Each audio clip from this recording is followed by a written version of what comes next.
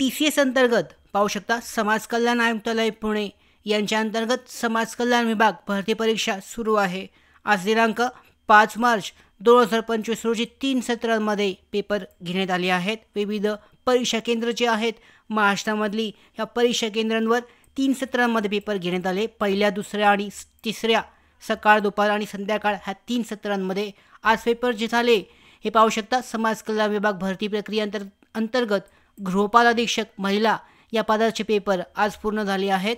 5 मार्च 2025 रोजी या पहिल्या जे 3 शिफ्ट आहेत आजच्या दुसऱ्या दिवसाचा पॅटर्न कितपत बदलला आहे, कशा पद्धतीचे प्रश्न विचारले जात आहेत, सोपे आहेत का कठीण आहेत, डिटेलमध्ये विस्तारित माहिती आजच्या या व्हिडिओ सेशनमध्ये पाहूयात। नमस्कार विद्यार्थी मित्रांनो, मी संदेश नोकर भरती या यूट्यूब चॅनलमध्ये आपल्या सगळ्यांचं पुन्हा एकदा स्वागत करतो।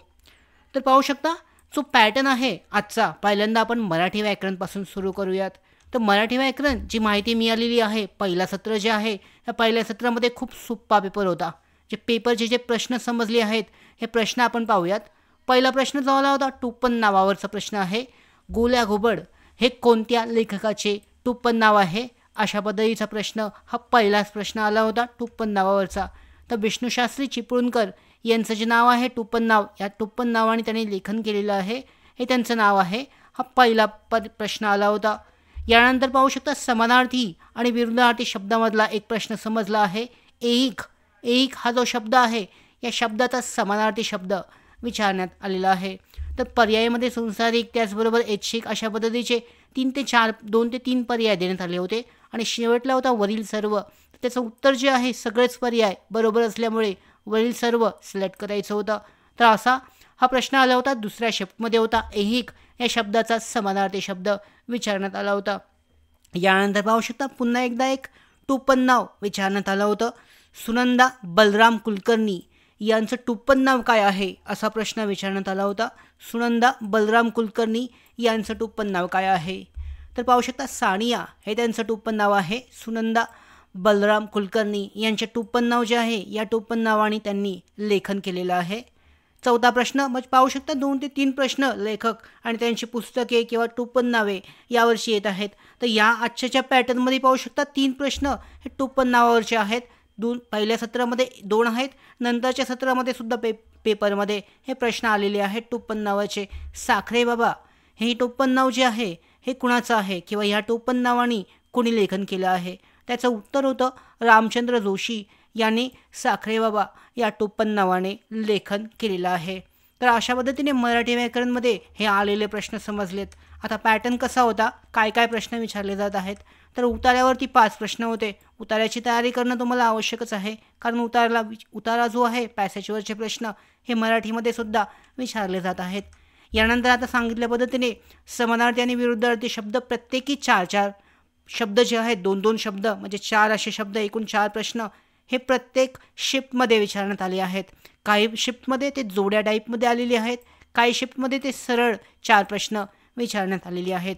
यानंतर अलंकारावरती पहिल्या शिफ्टमध्ये सकाळच्या सत्रामध्ये पेपरमध्ये हा प्रश्न होता अलंकारावरती आधारित। भ्रांतिमान अलंकार देण्यात आला होता आणि तो मला ओळखायचा होता। अर्थांतरण्यास भ्रांतिमान अलंकार असे पर्यायामध्ये ऑप्शन होते आणि अलंकार ओळखायचा होता। म्हणी आणि वाक्प्रचार आणि अर्थसमूहाचा शब्द जो आहे यावरचा प्रश्न आला होता। अर्थसमूह म्हणजे आपण पाहू शकता एक तुम्हाला म्हणजे सैनिकांचा काय म्हटलं जातं किंवा पक्ष्यांचा थवा, सैनिकांचा काय असेल त्या पद्धतीने समूहदर्शक शब्द विचारण्यात आला होता। आणि आता सांगितल्या पद्धतीने लेखक आणि टोपण नावे ही विचारण्यात आली होती। त्याचबरोबर प्राण्यांची घरटे यावर प्रश्न हे सामान्य ज्ञान सेक्शनमध्ये आले होते, समूहदर्शक शब्द। यानंतर पाहू शकता प्रयोगवरती आत्तापर्यंत जे 2 दिवसाच्या हे 6 सत्र झाले आहेत, कोणत्याही सत्रामध्ये प्रयोगवरती प्रश्न विचारण्यात आला नव्हता, पण समासवरती 3 प्रश्न हे सगळ्या सत्रांमध्ये आलेले आहेत। म्हणजे समासाची तयारी करणं आवश्यक आहे, महत्त्वाचं आहे, कारण जास्तीत जास्त प्रश्न जे आहेत चुकतात, हे समास हा सेक्शन महत्त्वाचा आहे। यानंतर पाहू शकता इंग्लिश व्याकरणचा कसा आहे, तर पॅटर्नमध्ये यामध्ये इथे जास्त बदल नाही आहे। फ्रेसेसवरती प्रश्न आहेतच, एकूण 6 प्रश्न। म्हणींवर सगळ्यात महत्त्वाचं म्हणजे म्हणींवर या सेशनमध्ये या आजच्या जे शिफ्ट झाल्या यामध्ये एकही प्रश्न आला नव्हता। पाया जंबलवरती 2 ते 3 प्रश्न वाढत आहेत, पण कमी होत नाहीत. पाया जंबल 100% विचारलं जात आहे. आर्टिकल आणि प्रेपोजिशन आहे. क्लॉज टेस्टमध्ये एकूण 6 प्रश्न हे येत आहेत.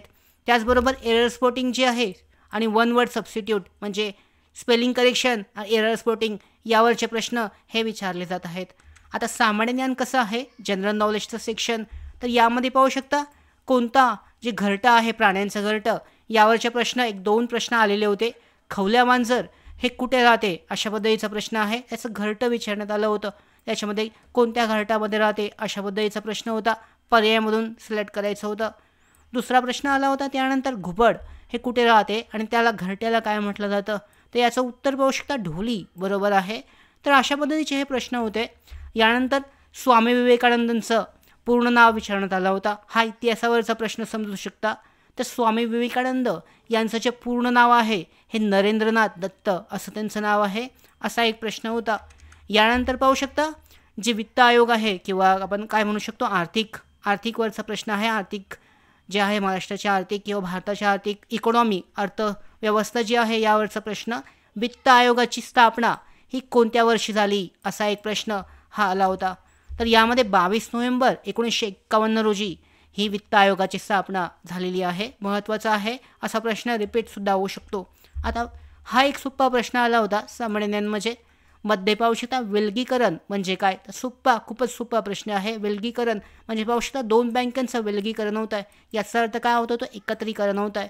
म्हणजेच याच्यामध्ये त्याचं उत्तर आहे विलगीकरणासाठीचं उत्तर एकत्रीकरण हे बरोबर आहे. यानंतरचा प्रश्न आहे बाबासाहेब आंबेडकर यांचे पहिले वृत्तपत्र, त्यांनी वृत्तपत्राची सुरू केलीत. बहिष्कृत भारत आहे किंवा इतर वृत्तपत्र आहेत, त्यांच्यामध्ये पहिलं वृत्तपत्र कोणतं होतं पेपर, तर यामध्ये मूकनायक हे त्यांचं पहिलं वृत्तपत्र आहे. बाबासाहेब आंबेडकर यांचं पहिलं वृत्तपत्र हे मूकनायक हे आहे. यानंतरचा भूगोलावरचा जिओग्राफीवरचा प्रश्न आहे पश्चिम वाहिनी म्हणजे महाराष्ट्रातील ज्या वाहणाऱ्या नद्या आहेत यामधील पश्चिम वाहिनी नद्या कोणत्या आहेत, तर यामध्ये पर्यायामध्ये होतं साबरमती होती, नर्मदा, तापी. तर या सगळ्या ज्या नद्या आहेत महाराष्ट्र किंवा भारतामधल्या म्हणू शकता पश्चिम वाहिनी नद्या, तर या सगळ्या नद्या पश्चिम वाहिनी आहेत. त्यामुळे सर्व पर्याय बरोबर होते. यानंतरचा प्रश्न आला होता पाहू शकता सोपा प्रश्न एकदम जनरल नॉलेजमध्ये, विठोबा मंदिर हे कुठे आहे, अर्थातच पंढरपूर याचं बरोबर उत्तर आहे. तर हा एक सोपा प्रश्न होता. आता यानंतर पाहूयात की कसे प्रश्न पॅटर्न कसा आहे.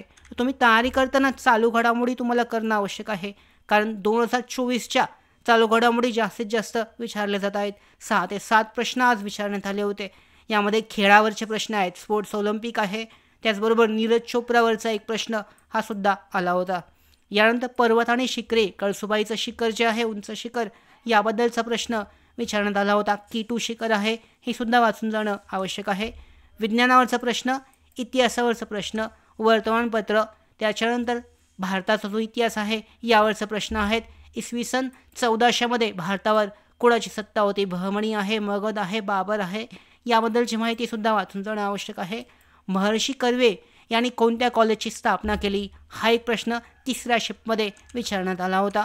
तर अशा पद्धतीने हा प्रश्नांचा पॅटर्न आहे पाहू शकता. राज्यघटना आणि कलम यावरचे प्रश्नसुद्धा 100% प्रत्येक जी शिफ्ट आहे आत्तापर्यंत झालेल्या आणि पुढच्यासुद्धा येणार आहेत त्यामुळे हा महत्त्वाचा टॉपिक आहे. आणि यानंतर IMP टॉपिक आहे. 2011ची जनगणनासुद्धा प्रश्न येणारच, त्यामुळे हा सुद्धा महत्त्वाचा टॉपिक आहे. यानंतर असा एक प्रश्न आला होता कलमांवरती, अटकेपासून प्रतिबंधित कलम हे विचारण्यात आलं होतं. अटकेपासून प्रतिबंधित करणारं जे कलम आहे हे कोणतं आहे त्यावरचा प्रश्न. नर्मदा नदीवर आपण पाहिला पश्चिम वाहिनी नदी, तर हा एक प्रश्न आला होता. हे झालं जनरल नॉलेज सामान्य ज्ञानचं सेक्शन.